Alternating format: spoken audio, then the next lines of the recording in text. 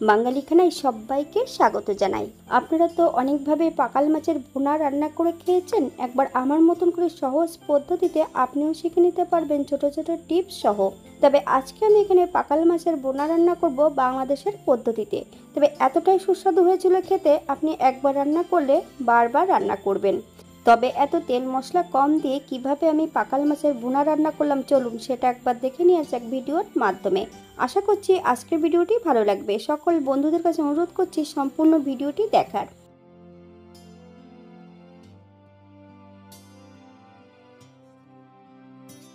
এখানে আমি বেশ কিছুটা পাকাল মাছ নিয়ে নিয়েছি, পরিষ্কার করে কেটে নেব।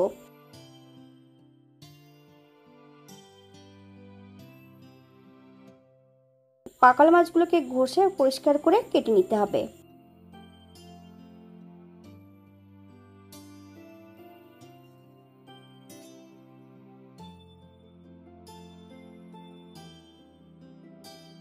সম্পূর্ণ পাকাল মাছগুলো আমি কেটে নিয়েছি।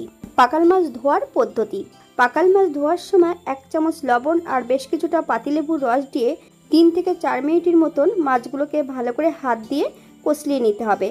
তারপরে পাকাল মাছগুলোকে পরিষ্কার জল দিয়ে 3 থেকে 4 বারের মতন ধুয়ে নিতে হবে, অথবা যতক্ষণ মাছের গা থেকে আঁশ না পরিষ্কার হচ্ছে ততক্ষণ বেশ ভালো করে ধুয়ে নিতে হবে।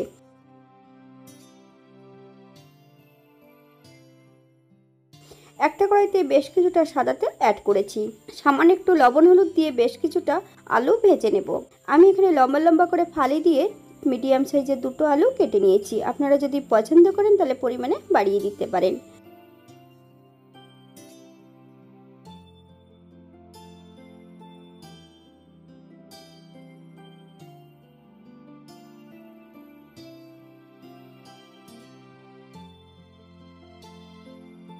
বাঙালি রান্না ঘরোয়া উপকরণ দিয়ে আপনাদের যদি রান্নাগুলো পছন্দ হয় তাহলে চ্যানেলটি সাবস্ক্রাইব করে দিয়ে পাশে থাকবেন।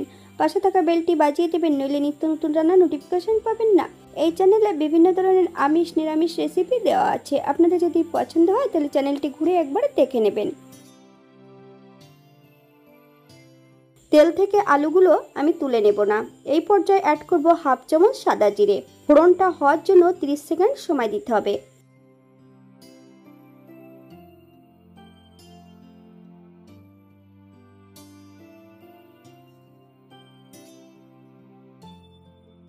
মিডিয়াম সাইজের একটা পেঁয়াজ সরু সরু করে কেটে নিয়েছি, সম্পূর্ণ পেঁয়াজটা অ্যাড করব।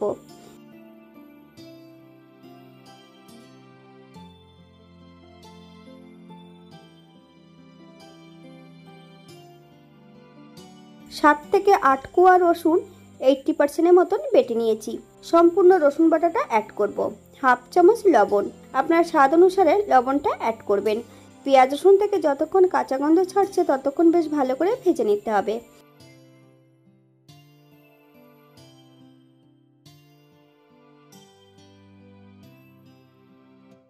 এই পর্যায়ে অ্যাড করব বেশ কিছুটা বাটা মশলা, আদা জিরে ধনে শুকনো লঙ্কা বেশ মিহি করে বেটে নিয়েছি। সম্পূর্ণ বাটা মশলাটা অ্যাড করব। 2 থেকে 3 মিনিটের মতন মিডিয়াম আঁচে মশলাটা ভালো করে ভেজে নিতে হবে।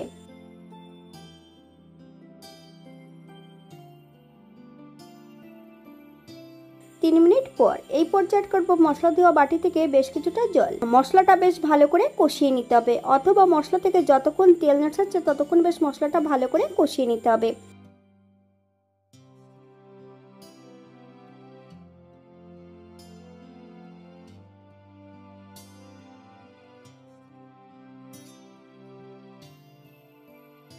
এই পর্যায়ে অ্যাড করব 1/2 চামচ হলুদ গুঁড়ো। আপনারা যদি কাশ্মীরি লঙ্কার গুঁড়ো পছন্দ করলে তাহলে এই পর্যায়ে অ্যাড করতে পারেন।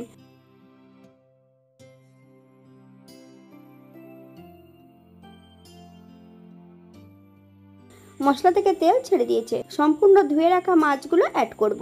তবে মাছগুলো কিন্তু ভেজে নেওয়ার কোনো প্রয়োজন নেই, মাছগুলো কিন্তু কাঁচাই অ্যাড করতে হবে মশলার মধ্যে। মশলা সহ মাছ দিয়ে বেশ ভালো করে কষিয়ে নিতে হবে।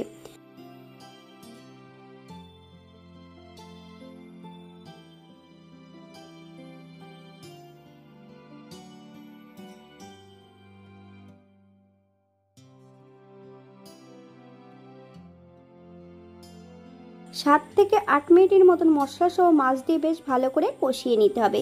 তবে মাংস যেমন কষানো হয় ঠিক অমনভাবে কষিয়ে নিলেই হবে।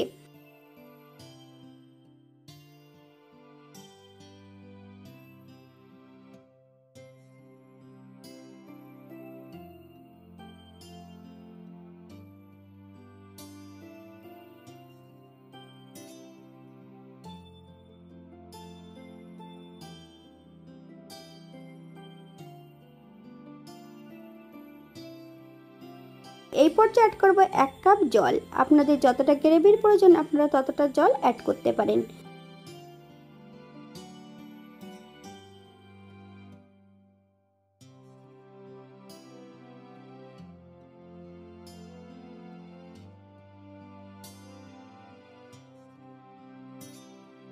বেশ কিছুটা কাঁচা লঙ্কা অ্যাড করেছি, আপনারা যদি পছন্দ করেন তাহলে পরিমাণে বাড়িয়ে দিতে পারেন।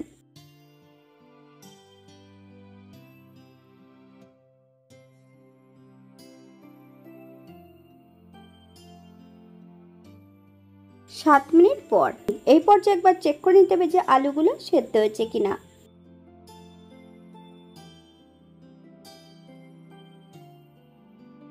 বেশ কিছুটা কাঁচা লঙ্কা, 1 চামচ গরম মশলা বাটা, আপনারা যদি পছন্দ করেন তাহলে পরিমাণে বাড়িয়ে দিতে পারেন।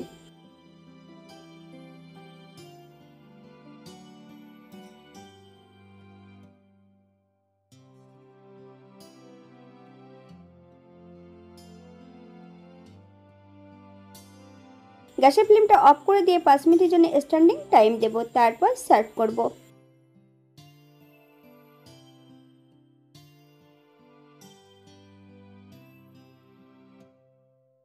এটা দেখতে যেমন ভারী সুন্দর হয়েছে, এটা গরম ভাতে খেতে কিন্তু অসম্ভব ভালো হয়েছিল। আপনারা একবার বাড়িতে একই পদ্ধতিতে বানিয়ে নেবেন। আমি যে এখানে মশলাগুলো অ্যাড করেছি আপনারা আপনাদের পছন্দ মতন মশলাগুলো অ্যাড করতে পারেন।